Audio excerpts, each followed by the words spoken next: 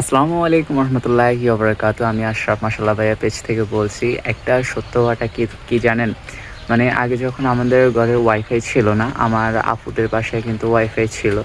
তো যখন বাড়িতে থাকতাম তখন অনেকগুলা নাটক, তারপর হচ্ছে মুভি দেখতাম, ঠিক আছে? তারপর ওগুলা বলতাম যে আপুর বাসায় গিয়ে মানে এগুলা সার্চ করে দেখবো। সবগুলা নাটকই দেখবো। না দেখতে পারলে ওইগুলা ডাউনলোড করে নিয়ে আসবো, ঠিক আছে? তো যখনই আমি আমার আপুদের বাসায় যাই, তো তখনই আমি ভুলে যাই ভাই আমি কোন নাটকগুলো দেখবো, ঠিক আছে? এটা কোনো কথা হইলো? আর হইছে যখন আমাদের এখন ওয়াইফাই আসছে এবং কি আমি এখন একটু ছোটখাটো করে কনটেন্ট ক্রিয়েট করছি।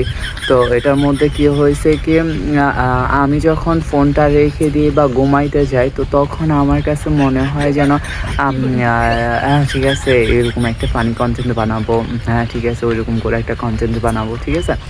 তো যখনই আমি আমার গালের উপর এভাবে থতমাটার উপর যখন আমি ফোনটা রাখি, ঠিক আছে? ভাই আমি সবকিছু ভুলে যাই। বাট কি থেকে কি বলবো আমি ওইটাই খুঁজে পাই না। এখন কি করা উচিত আপনারাই বলেন? হ্যাঁ।